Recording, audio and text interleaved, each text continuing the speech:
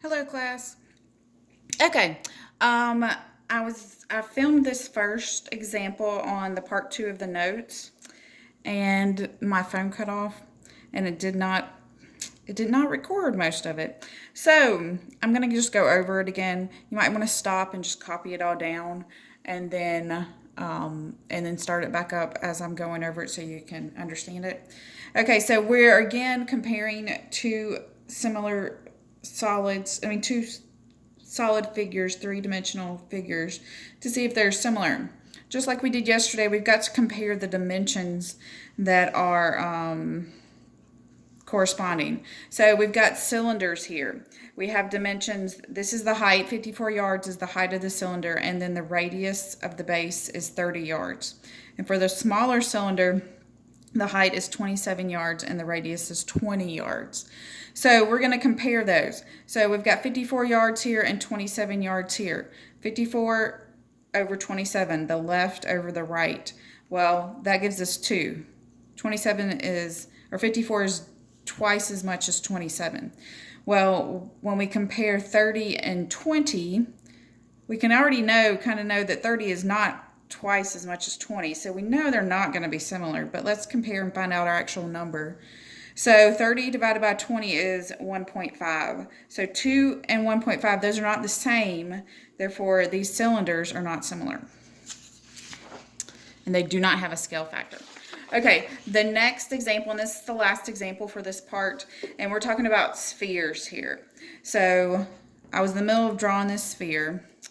And this sphere, so spheres are a special kind of solids, meaning if you remember back to volume when we did last week, they only have one dimension that we use, and that is the radius. So here, this radius is going to be 4 inches, and we're going to draw a bigger sphere. Remember, just do your best you can. And its radius is going to be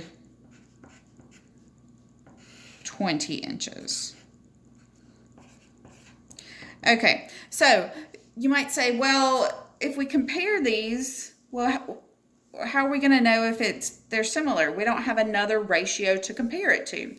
So that's where spheres are special. And there is just a statement that spheres are always similar.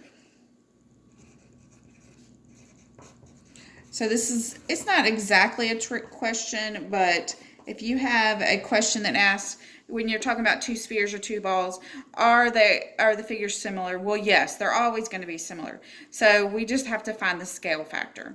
So when we find the scale factor, we're still comparing the only dimension that we know, that's the radius, from one to the other, and that'll give us the scale factor. So we've got 4 the left and 20 on the right. Well, 4 over 20, that is 0.20, which is 1/5.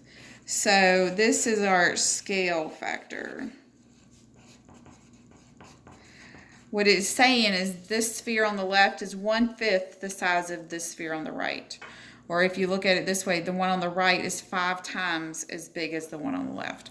So remember, spheres, they're a little special. Spheres are always similar.